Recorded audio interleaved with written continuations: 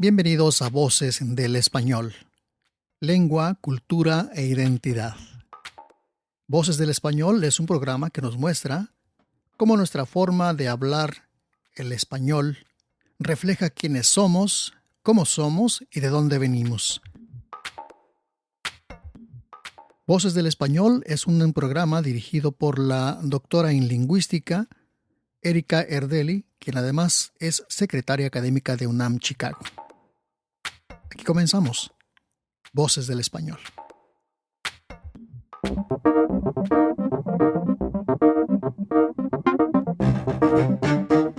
Hola a todos, bienvenidos de nuevo a Voces del Español. El día de hoy tengo el enorme placer de presentarles a Beatriz Medina. La doctora Medina es psicoterapeuta. Ella es originaria de aquí de la ciudad de Chicago. Sus padres de San Luis Potosí, pero ella de aquí de Chicago. Y se desempeña como psicoterapeuta individual y familiar de forma particular, pero también en el ámbito público coordina una beca de primeros auxilios para salud mental.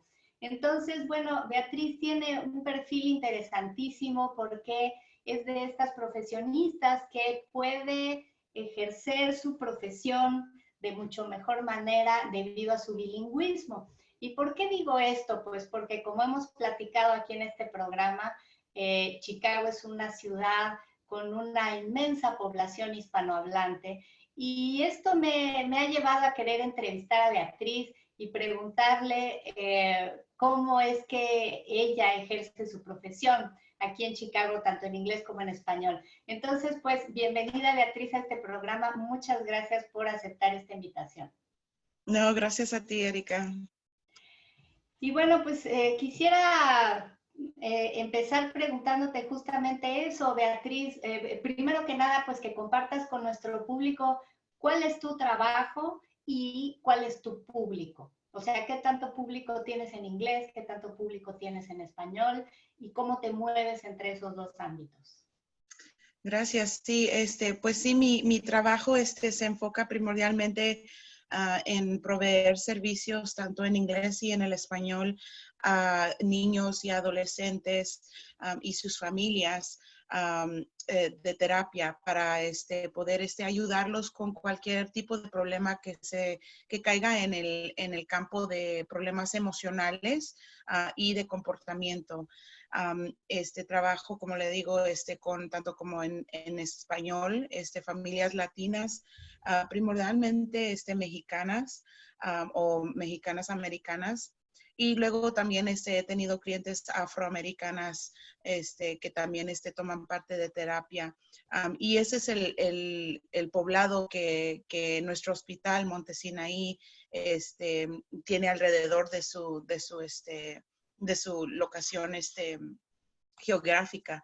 Aparte de eso, también me dedico a proveer entrenamientos de primeros auxilios de salud mental, que es decir, enseñamos a la comunidad cómo reconocer las señales y los síntomas de un problema de salud mental o de un crisis, o cuando estamos empezando a notar que quizás una persona está entrando a un problema de salud mental, y cómo tener esa conversación con esa persona, cómo escucharlos sin juzgarlos, y luego cómo los ayudamos a crear un plan para o poder referirlos a un profesional o poder encontrar otras maneras de apoyar a esa persona, porque quizás en ese momento no están listos para poder enganchar con algún tipo de tratamiento profesional, desafortunadamente debido al estigma que existe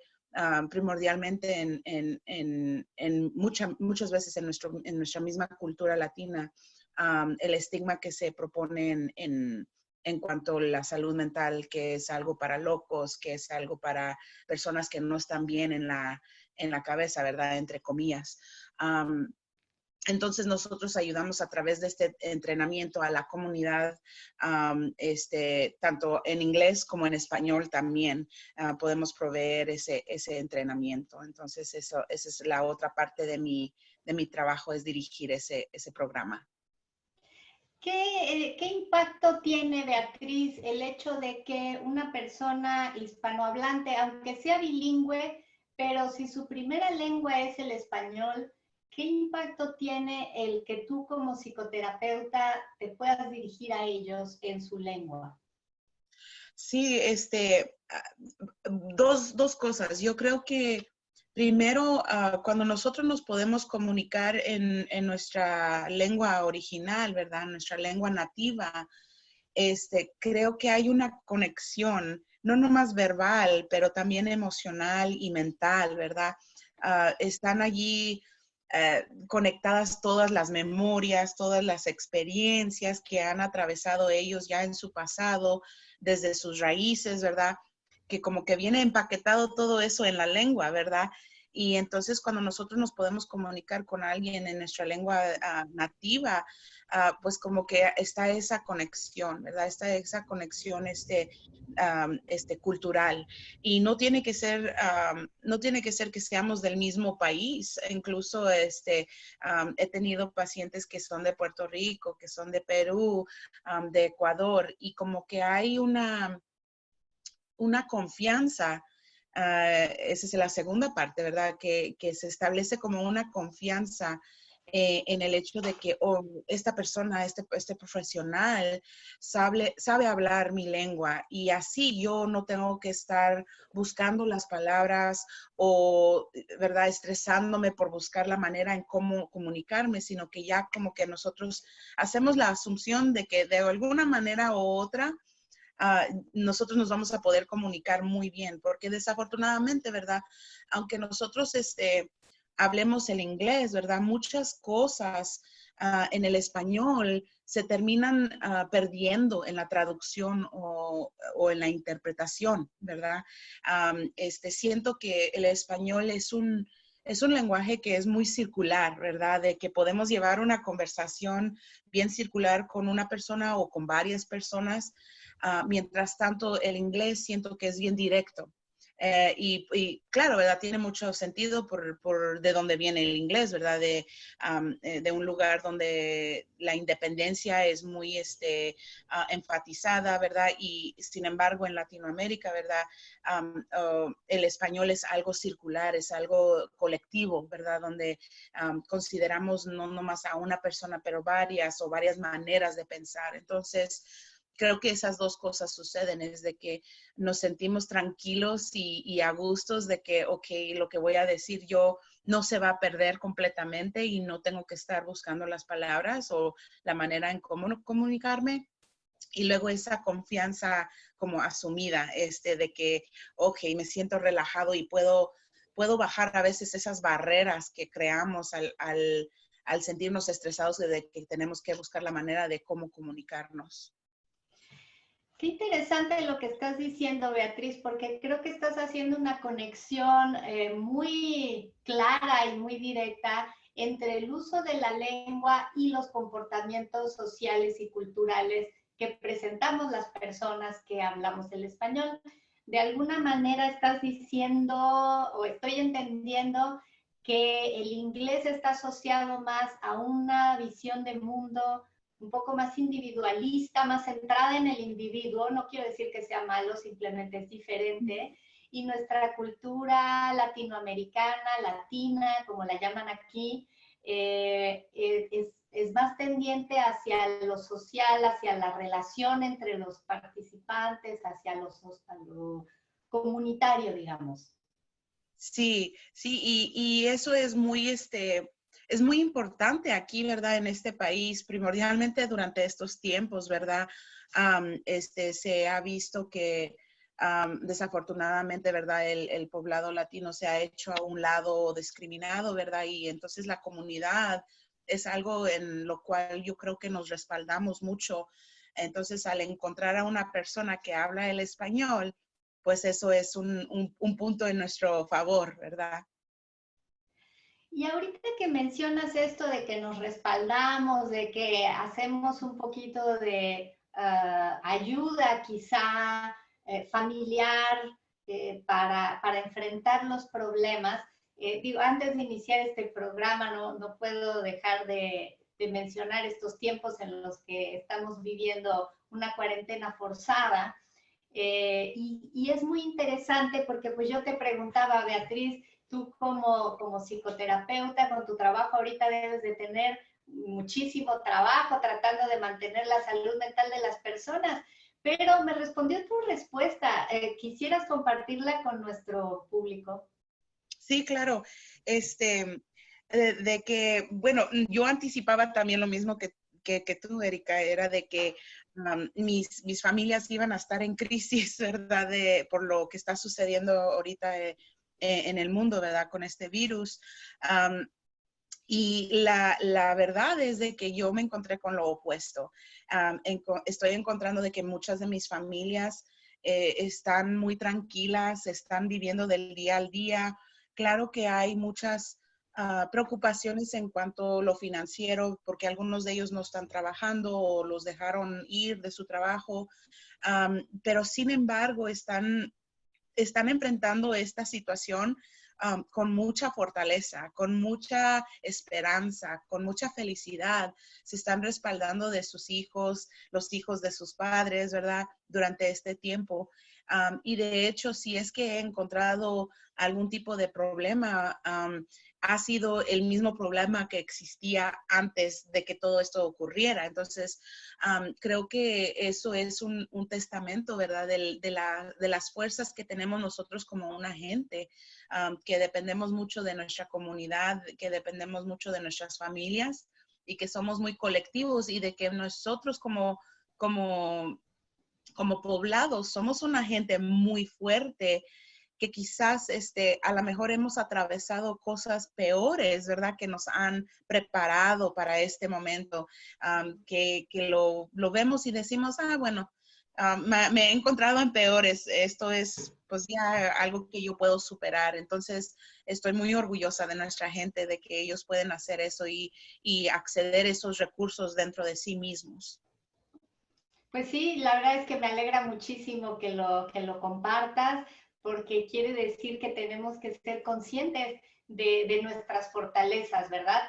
También de nuestras debilidades, sin duda, pero esto claramente muestra a una sociedad como la estadounidense una de las fortalezas de nuestra comunidad hispanohablante, que es el sabernos respaldar como comunidad, como familias, y saber enfrentar situaciones difíciles y superarlas y no sucumbir ante la adversidad, ¿verdad? Sí, exacto. Y incluso también, ¿verdad? He visto, ahorita que mencionas eso, he visto a la manera en que uno se respalda entre las redes sociales. También he visto muchos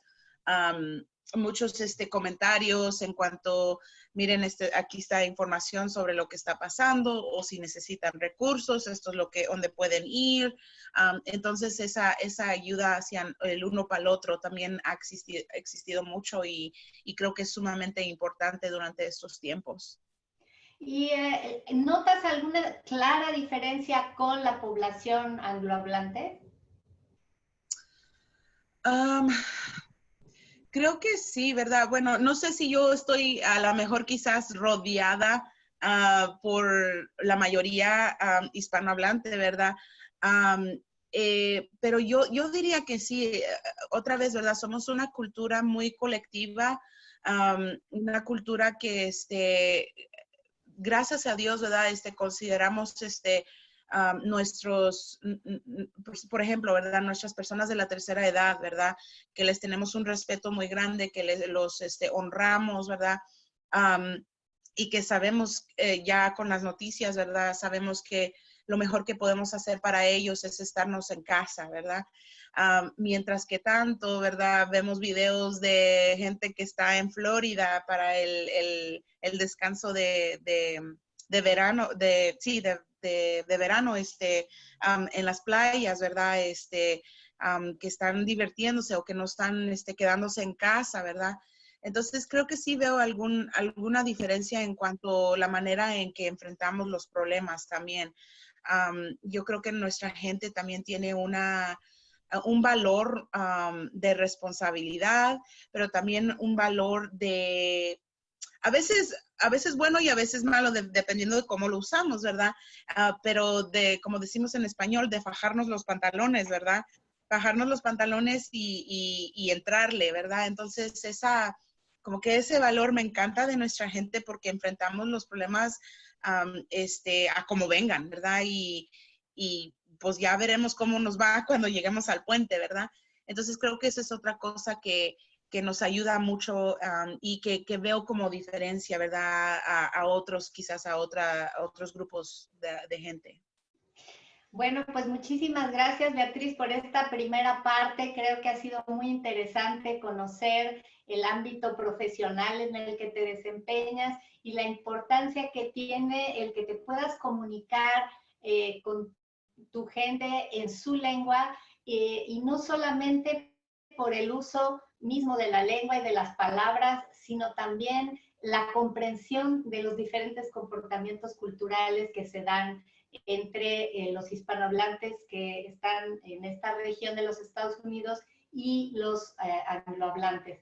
Entonces, te invito a que hagamos una breve pausa, Beatriz, y que en una segunda parte, pues abundemos un poco más sobre estas diferencias culturales asociadas a la lengua que hablamos, que es el español. ¿Te parece?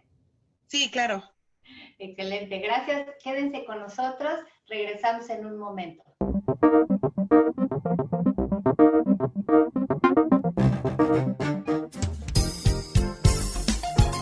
SPR, su estación, para escuchar noticias, 13 horas en París, música. Puedo decirte que soy un ángel para el amor encadenado. Y mucho más.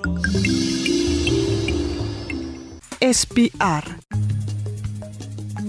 Llegando a cualquier rincón del universo, donde haya un dispositivo electrónico con servicio de Internet.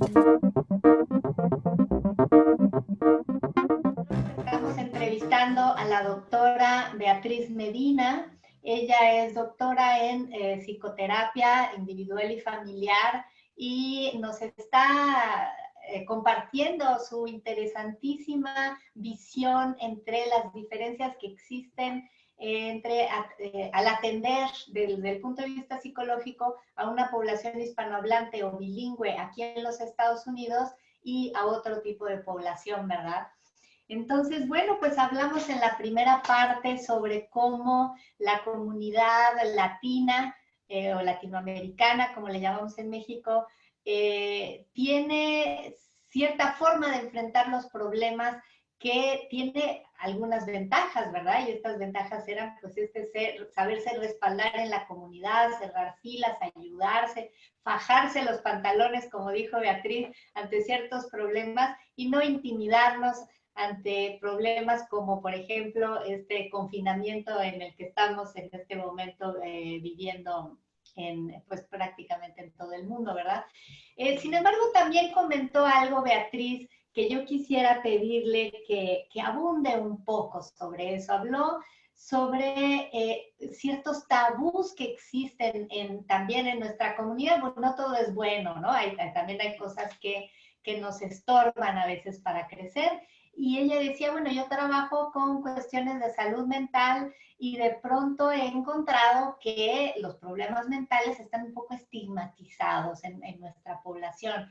Entonces, quisiera preguntarte, Beatriz, ¿qué nos podrías decir justamente de estos estigmas que has encontrado o restricciones particulares de nuestra comunidad hispanohablante a querer hablar o enfrentar cierto tipo de problemas? ¿Dónde están estos puntos sensibles en la comunidad a la que tú atiendes? Sí, gracias, Erika.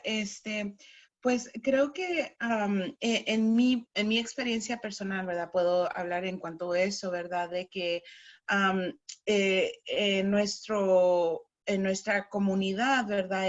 Los problemas de salud mental, primeramente, no son hablados con tanta frecuencia, ¿verdad? viéndolo bien, quizás muchos de nosotros podemos recordarnos o podemos hablar con nuestros padres, ¿verdad? Y podemos quizás a través de las historias que nos cuentan ellos, encontrar, ¿verdad? Personas en su red social, ¿verdad? De que a lo mejor alguien tenía algún tipo de problema o estaba enseñando síntomas de algún tipo de problema de salud mental, más sin embargo, esa persona nunca acudió a servicios, o si acudió fue excusado con otro tipo de diagnóstico quizás médico, o quizás ni le hicieron caso. Y para mucha gente, la ayuda, ¿verdad? La ayuda de poder ir con alguien y platicar estas cosas no estaba allí o no existía. Como dije en la primera parte, ¿verdad? Que depende a veces cómo usemos la frase de fajarnos los pantalones. Puede ser bueno, pero también puede ser malo, porque creo que nuestra gente tiene este pensamiento de que nosotros tenemos que enfrentar cualquier situación, superarla y luego no sentir nada después de eso, ¿verdad? Y eso es muy peligroso, porque cuando estamos hablando de trauma o de algún tipo de abuso o eventos muy difíciles en nuestras vidas y lo tomamos así como nada, ¿verdad? Y que voy a atravesarlo, lo superé, ok, ya acabé, pero no procesar los sentimientos o cómo nos impactó esa experiencia, ahí es donde cae el peligro, porque por naturaleza nosotros somos seres emocionales y vamos a tener una reacción a lo que nos sucede. Entonces, si nuestra tendencia es de que ya atravesé una situación, ya no voy a hablar sobre ella, o me voy a olvidar de esa experiencia, o ya lo superé, ya no tengo que recordarlo, haga de cuenta que nosotros estamos entonces empujando todas esas emociones en un closet, ¿verdad? Y seguimos a través de cada experiencia guardando y guardando y guardando y guardando hasta que nuestro cuerpo, porque nuestro cuerpo se comunica con nuestra mente, dice basta, y terminamos explotándonos. Y nuestro cuerpo va a buscar la manera de poder comunicarlo si nosotros no lo estamos comunicando verbalmente o procesándolo con alguien. Va a buscar la manera de buscar esa salida, ¿verdad? De deslizar ese estrés o todas esas emociones. Por eso creo que en nuestro poblado vemos muchos problemas de salud física, como la diabetes, como dolor de coyunturas, problemas gastrointestinales, problemas del corazón, de la presión, ¿verdad? Porque nosotros tenemos la tendencia como un poblado de nomás aguantarnos y aguantarnos y aguantarnos, y ya pasó, ya no hablen de eso, vamos a seguir adelante. Y no nos damos cuenta, ¿verdad? Porque nadie nos enseña eso, ¿verdad? Nadie nos enseña de cómo estar reflejando sobre nosotros mismos, inspeccionando nuestros propios pensamientos y nuestros propios sentimientos. Entonces, llegamos al punto donde una persona puede explotar contra otra persona o sale con problemas médicos. Entonces, ese es por la primera parte, de que no sabemos o no nos han enseñado, ¿verdad?, cómo hablar, ¿verdad? Y la otra cosa es de que cuando finalmente hablamos o finalmente decimos algo, las personas, por lo mismo de que hemos sido criados de esta manera, pues ya no te preocupes, ya va a pasar. O ¿por qué te estás preocupando por eso? Ya no es necesario preocuparte si ya pasó, ¿verdad? Minimizamos las cosas. Las minimizando, sí, mucho, mucho. Y no se diga entre los hombres también, ¿verdad? Desafortunadamente tenemos una masculinidad tóxica, donde los hombres no han sido permitidos expresarse emocionalmente, ¿verdad? Para las mujeres es un poco diferente. Si vemos a una mujer llorar, o si vemos a una mujer avergüenzarse o X emoción, por lo regular es recibida bien, porque así hemos socializado a las mujeres. Sin embargo, a los hombres, el minuto en que un hombre empieza a llorar, ¿qué es lo que decimos? Ay, los hombres no lloran, no, deja de llorar, tú no estás supuesto de llorar, ¿verdad? O si vemos un tipo de comportamiento que es considerado femenino, ¿verdad? Luego lo avergüenzamos, lo humillamos, ¿verdad? Entonces no se deja a ese hombre entonces desarrollar los sentimientos que él necesita desarrollar para el futuro de las futuras relaciones que tenga. Beatriz, perdón, quisiera hacerte una pregunta sobre esto mismo. En lo que tú has podido observar, las personas que crecieron en un entorno monolingüe en inglés, vamos a decir, ¿son distintos en ese sentido? O sea, ¿responden mejor? ¿Tienen alguna ventaja frente a nosotros? Y finalmente también te quisiera preguntar si has encontrado una diferencia entre las personas que nacieron en México y migraron acá, que se comportan como acabas de describir, y si sus hijos o sus nietos que ya crecieron aquí y que se nutrieron de esta sociedad, si se han beneficiado en ese sentido de esta reeducación. Sí, a tu primera pregunta, creo que no. Creo que en muchas culturas, tanto aquí en los Estados Unidos como en otros lugares, es lo mismo.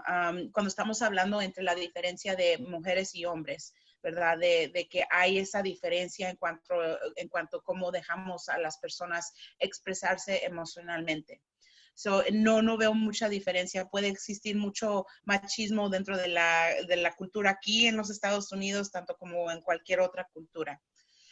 En cuanto a tu segunda pregunta, yo tengo mi propia teoría en cuanto a eso, porque es lo que he visto en mi trabajo, y eso es de que lo que estoy viendo es de que cuando hablamos de padres que se han inmigrado de otro país hispanohablante aquí a los Estados Unidos, muchos de ellos han tenido que dejar su niñez y tener que crecer muy rápidamente para poder proveer para sus familias. O sea, estamos hablando de trasfondos pobres, ¿verdad?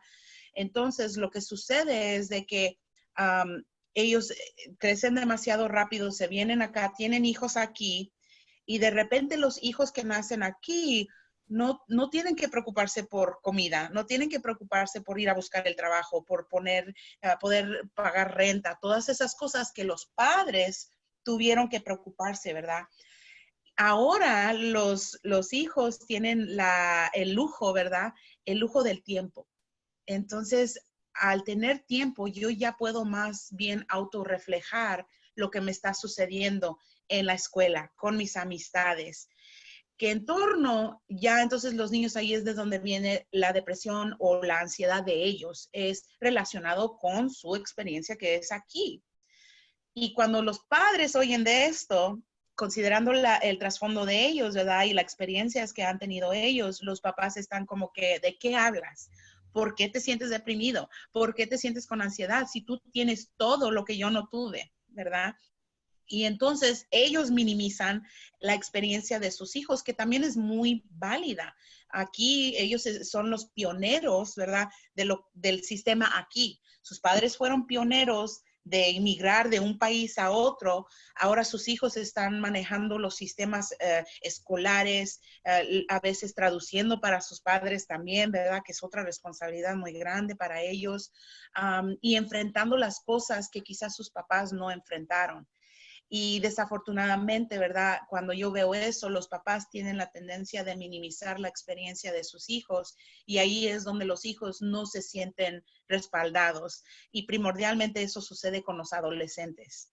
Entonces, es lo que he visto en mi trabajo y mi experiencia con las familias que trabajo. Entonces, mi trabajo es ayudar a los papás a entender esa experiencia, y también a los hijos entender esa experiencia de sus padres, para que puedan llegar a un nivel de acuerdo también, de que las dos experiencias son válidas. Qué interesante que mencionas estrés agregado de las generaciones que ya nacen aquí en los Estados Unidos en relación con la lengua. O sea, estás diciendo que finalmente estas personas que crecieron aquí, como es tu caso, por ejemplo, que ya crecieron con los dos idiomas, el español en la casa, el inglés en la escuela, y de pronto ellos se convierten en los traductores de los padres, en los que tienen que lograr ese tránsito entre el profesor que habla inglés y que a lo mejor no habla español, y entre el papá que a lo mejor habla español y no habla inglés. Y entonces ellos se convierten en el puente, y no había yo pensado en la carga que esto puede considerar. Y aparte, bueno, antes de empezar este programa, Beatriz, comentábamos tú y yo que se da un fenómeno también entre las personas bilingües, que en lugar de sentirse privilegiados y orgullosos de ser los bilingües que permiten este puente entre los monolingües en español y en inglés, lo viven a veces no como un privilegio, sino como un defecto, como que su español no es suficiente bueno, su inglés tampoco es suficientemente bueno, y entonces se quedan atrapados ahí en medio y no saben qué hacer con esta riqueza desde mi punto de vista de su mente bilingüe, pero que desde la perspectiva de ellos se convierte en un estrés y en algo con lo que no saben qué hacer. Tú como psicoterapeuta y especialista en todo esto, y como persona bilingüe que has crecido exactamente en esa circunstancia, ¿qué nos puedes decir al respecto? Sí, yo creo que yo creo que para mí personalmente, ¿verdad? Me voy a usar como ejemplo, es de que aún hoy, ¿verdad? Yo tengo muchas dudas de mi español, ¿verdad? Porque a veces me trabo, a veces las palabras las traduzco del inglés al español y las convierto en algo mío propio, en mi vocabulario, o mucho palabras. Entonces, siempre estoy consciente de eso, ¿verdad?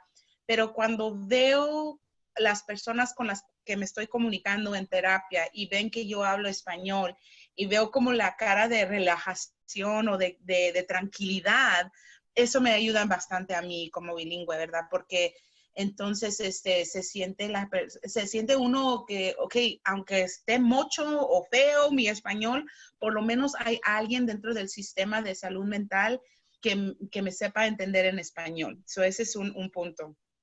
El otro punto, ¿verdad? En inglés, ¿verdad?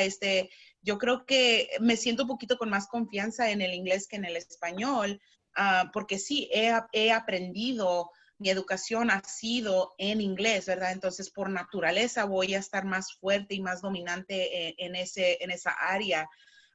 Y es un orgullo poder hablar los dos lenguajes, porque por lo menos yo he sabido cuándo puedo defender a las personas que no tienen ese lujo, ¿verdad? Que no tienen ese privilegio, porque ese es un privilegio de poder hablar ambas lenguas, y yo tengo que usar ese privilegio de la mejor manera posible para abogar para mis clientes, para abogar para mi comunidad, para saber cuándo alguien está abusando o extorsionando o tomando ventaja, ¿verdad? O abusando a nuestra comunidad, y luego poder traducirlo y defenderlos en inglés. Entonces yo creo que ese es un privilegio tan grande. Entonces yo creo que mi recomendación o mi consejo para esas personas que se sienten a veces como que, ay, mi español o mi inglés no es tan bueno, el simple hecho de que lo entienden, el simple hecho de que lo puedan hablar, sea como sea, es una ventaja tan grande para nuestra gente. Entonces, encuentren maneras de poder usar ese español o ese inglés para abogar para nuestra gente, para defenderla, para ayudarla a progresar. Pues, Beatriz, realmente ha sido un enorme privilegio tenerte en este programa. La verdad es que, como te comentaba antes del inicio, mi idea al hacer este programa es ayudar a concientizar a toda nuestra población hispanohablante aquí en los Estados Unidos, y también a los que están fuera de los Estados Unidos, a que el ser bilingüe tiene un enorme valor. Y digo, a mí me critican mucho porque me la paso diciendo que no, que el español que se habla aquí es un español bueno, legítimo, propio de los Estados Unidos. Es una variante, la variante chicagoense del español. Y no es un español mocho, ni malo, ni raro. Por supuesto que todos enfrentamos esta, a veces, dificultad de traducir una palabra que aprendimos en un idioma y usarla en el otro, y a veces a lo mejor la traducimos de una manera curiosa, pero eso se convierte en un nuevo código en una nueva variante del español que nos permite comunicarnos adecuadamente con los que están en nuestra misma circunstancia. Es lo que te ha permitido a ti comunicarte con tu gente y a tu gente beneficiarse de tus servicios. Yo he experimentado, digo, para mí que crecí en la Ciudad de México y el español es con lo que me siento más cómoda, el inglés pues lo hablo razonablemente bien, pero cuando he tenido que acudir aquí en los Estados Unidos a un servicio de salud y alguien me habla en español o mi doctor me habla en español, ay, yo me siento, como dijiste tú, relajada y digo, qué bueno que le puedo decir mis síntomas sin tener que estar pensando en el inglés y no me estoy fijando, aunque soy lingüista, no me estoy fijando en cómo me lo dijo o si utilizó el español adecuado que yo esperaba. No, yo lo que quiero es comunicarme y la lengua es para eso, para comunicarnos, para sentirnos lo más cómodo posible, para que esa comunicación fluya y sea buena. Entonces, agradezco muchísimo que hayas compartido tu experiencia, me parece vital que entendamos, que valoremos que el bilingüismo es una gran herramienta, que es algo valioso, de lo que de ninguna manera debemos de sentirnos atrapados entre dos idiomas que no dominamos, sino al contrario, ¿no? Sentir ese poder que nos da de ayudarnos, de comunicarnos y de ejercer nuestras profesiones, como en tu caso, Beatriz. Exacto. Muchas gracias, Erika, te lo agradezco. No, hombre, al contrario, y pues a todos los que nos escucharon, muchas gracias como siempre por estar con nosotros en Voces del Español y pues los espero en el próximo programa. Pásenla bien y hasta pronto.